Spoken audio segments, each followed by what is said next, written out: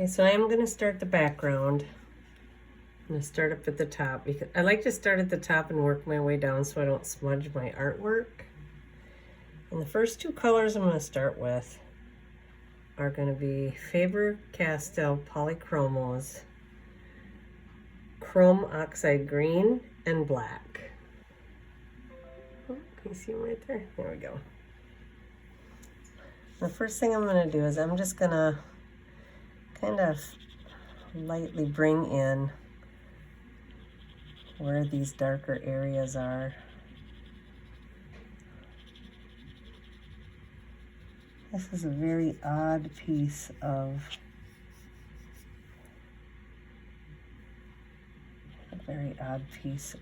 pastel matte.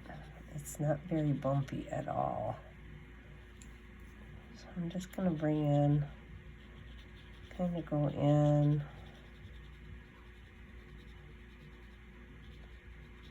Just bring a little bit of the black in to some of these darker areas.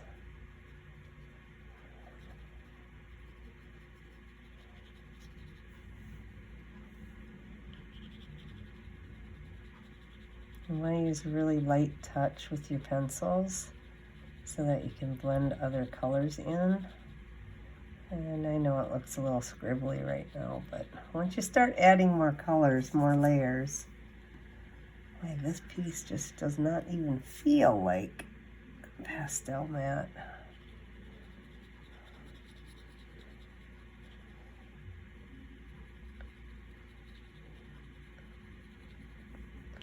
Once you start adding the other colors in here, it will start to look a little more blended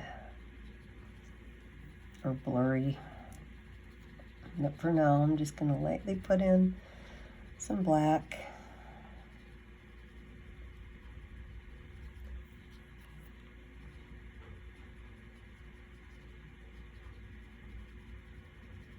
And you can see with pastel matte too, sometimes you'll get a piece that's a little bit scratchy, or it looks like it's got scratches on it.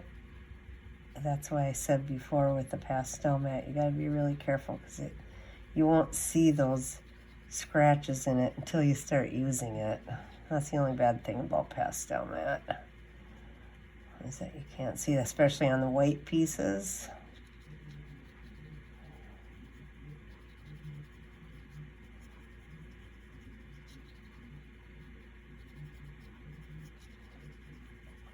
So now you can see it's blending. Like my pencil might have been a little too sharp. That's probably why it was leaving those weird marks.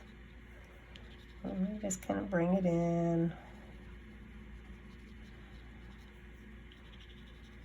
I might go down a little bit farther with that.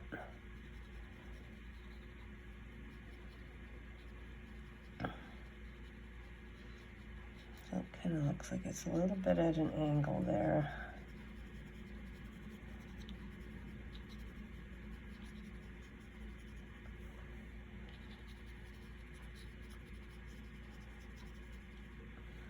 I don't usually start with the darker colors, but since this is just the background and it's going to be kind of blurry anyways, adding these black ones in first isn't really going to make that much of a difference. You can see you just kind of swirl it around. If you just look at if you can see these the little green spots up there, there's still some little dark areas in it. Just go like that. Tree goes up to about there.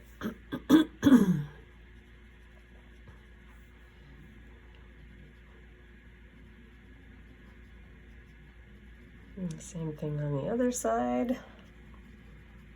So it looks like it's got a little more black on this.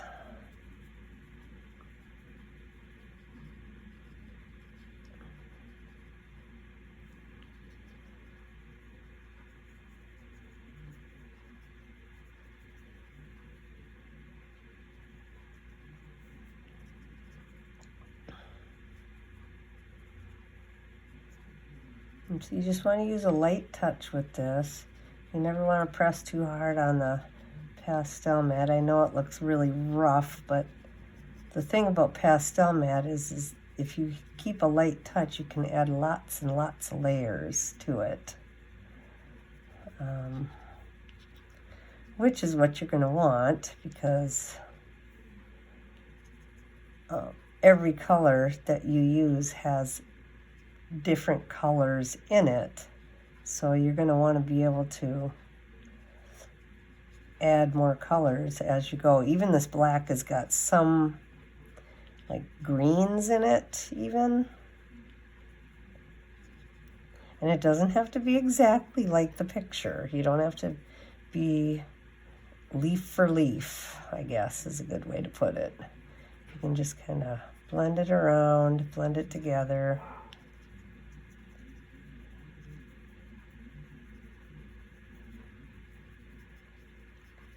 I'll come down a little bit farther on here.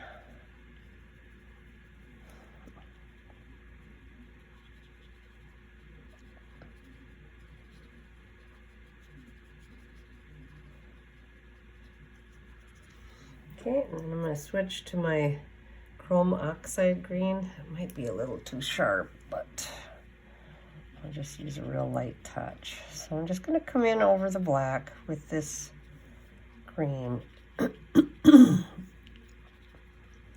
As you can see, it's starting to change the color of that black a little bit, because there is a little bit of green in, like where the water comes together, and then even in the shadows, there's a little bit of green in there. If we need to darken it up, we can darken it up again with the black. But I'm just going to come in here with my chrome oxide and give it some green hues. And when you're drawing with colored pencils, it's hard for me because I sometimes have a tendency of rushing through things, but you want to really take your time and just kind of turn it into a meditation type thing. Just meditate on what you're doing, where these colors are darker, greener, blacker. And then you can add just a little bit of pressure in the really darker areas, lighten it up in the lighter areas. Like what I'm doing right here is kind of light. I'm just gonna put, and you can, you don't have to go right, you can go over where the black is. You can go kind of into the areas that weren't colored yet.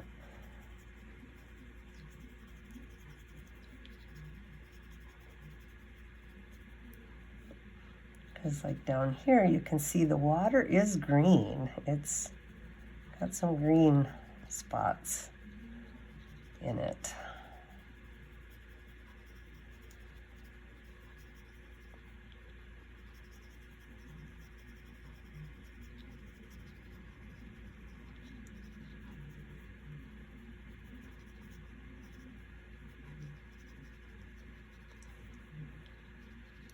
And then I'm just going to come down, because in the water you can see there is a lot of green.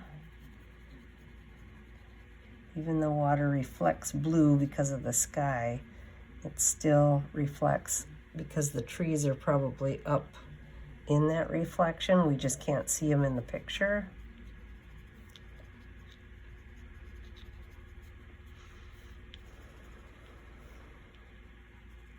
Leaving a little bit more green up in here. Do you see how I have this piece of glassine paper down here? The reason I do that is because I don't want to smudge my line art, because it's on there with that tracing paper, and that tracing paper smudges really easy too. Or you might just erase it all together, and then you'll be in a pickle.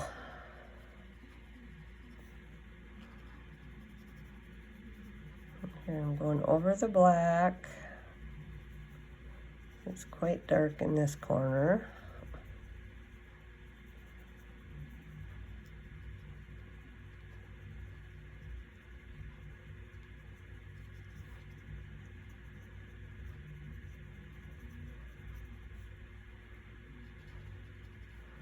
Yeah, see here, you can see I got some scratches in my in my pastel mat, which is unfortunate, but hopefully I can get enough layers in there where you won't even see it. That would be nice.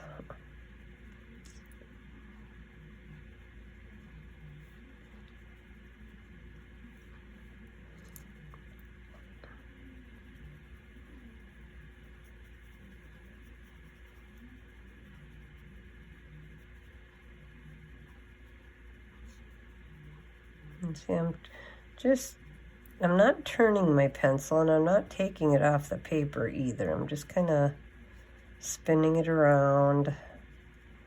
I'm not making any particular lines. I'm just kind of doing some shadows here and there.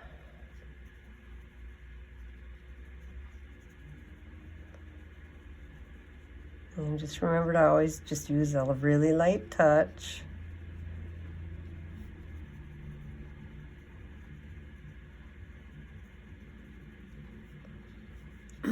Now I'm going to come into the water a little bit.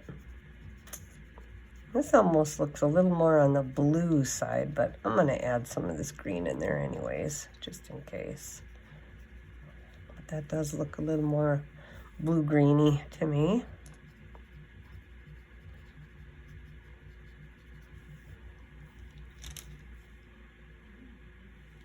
You can see my pencil's starting to get flat on one side, but that's kind of what I want because my pencil was a little bit too sharp for this. So I'm going to try and keep it on that flat side so it doesn't leave any sharp, harsh marks.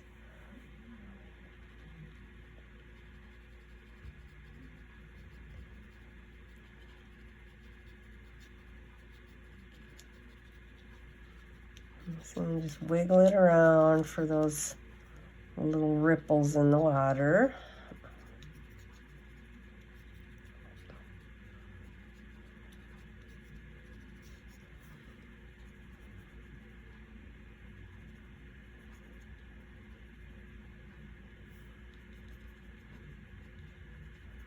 It doesn't seem to be quite so much green on this side as there is on this side.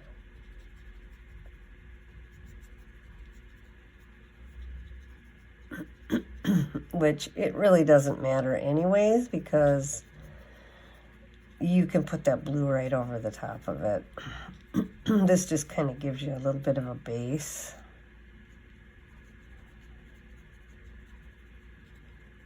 And then you can see down here it just gets to be less.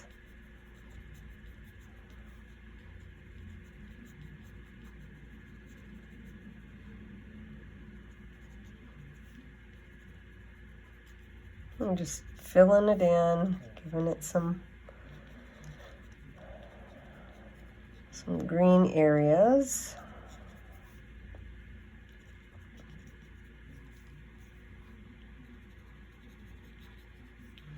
As you can see over on this side, the green is a lot darker. So then I could just put a little bit more pressure on the pencil, but not much. You still want to have a light hand.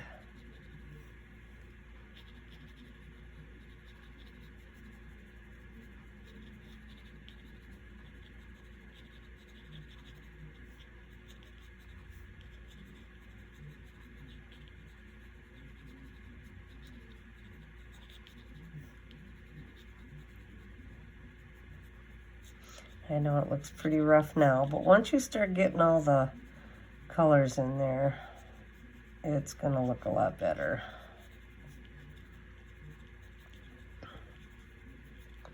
All you want to do is make sure you're getting some color down, because pastel matte works better when you have a lot of layers in there.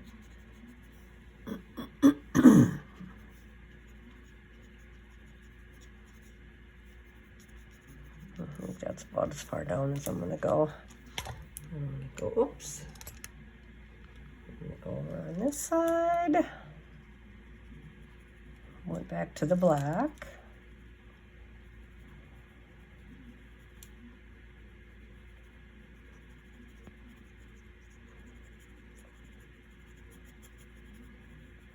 This side looks pretty dark. I'll just fill a lot of this in with black.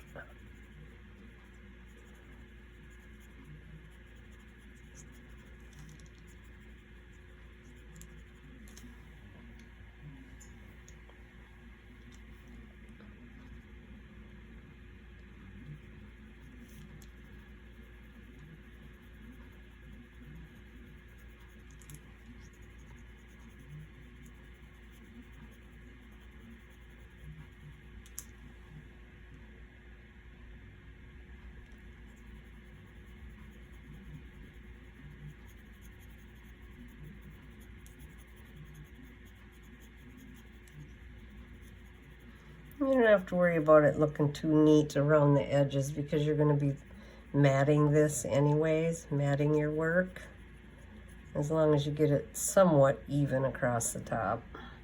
But chances are you're going to be covering most of that anyway, so you don't have to get too carried away. Looks like there's quite a bit of green here.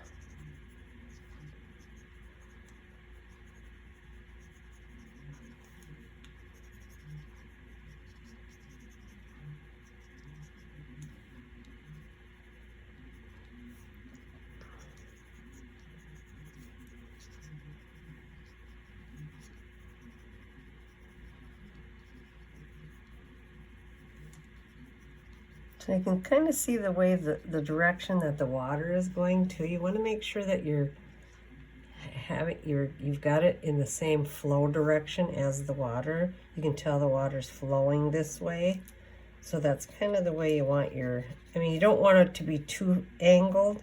You just want to make it look like it's moving in that direction. You're still going to be making your straighter lines, but have them come down like this as you're going. And just kind of be free about it. You don't have to be, just remember, you don't have to be exactly like the picture. Just kind of go, just like you can see the water moving. Just make the water move.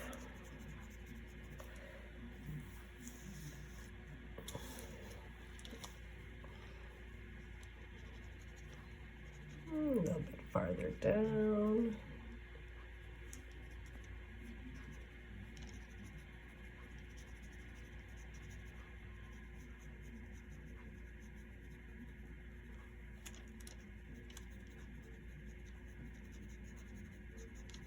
And just remember to keep a light touch.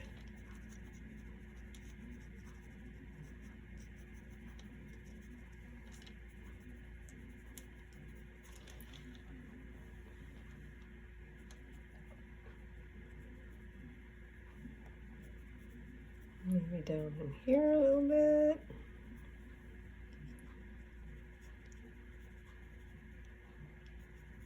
Remember to keep that light touch.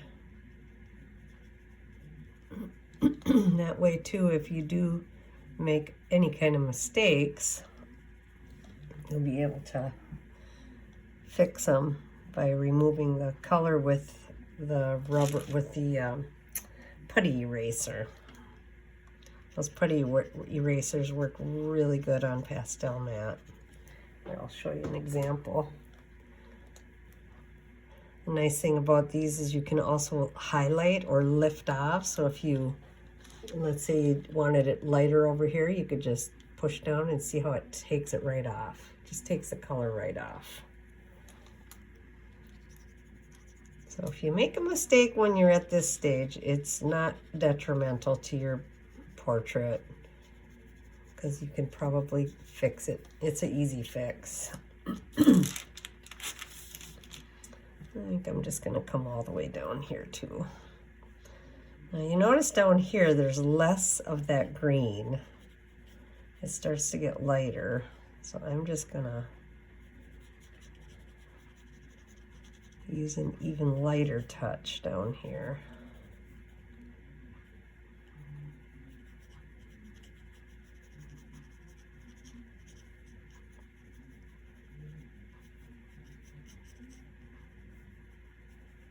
There are a lot of trees over here that I don't have in yet, so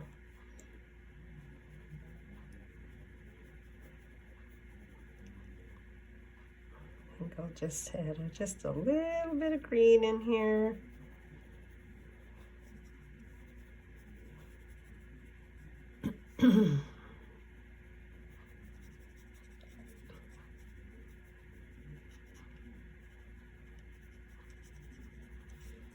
Remember, it doesn't have to look like the picture because this is your picture, so you just do it. You want to have that signature style. So if I've been in classes where everybody does the same picture, and it's amazing how much different they can all look. Everybody's interpretations of things is so different. It's incredible, but they're all beautiful, and they all, you can tell what every single one of them is. All right, I think that's it for these two colors. Okay, so first I'm gonna get this top piece done here, and what I'm gonna do is I'm gonna try and use like oh, let's see. I think I'm going to use like the chromium green opaque, and I'm going to use the leaf green. It's crazy. My phone all of a sudden decided to die right in the middle of my video. Okay, so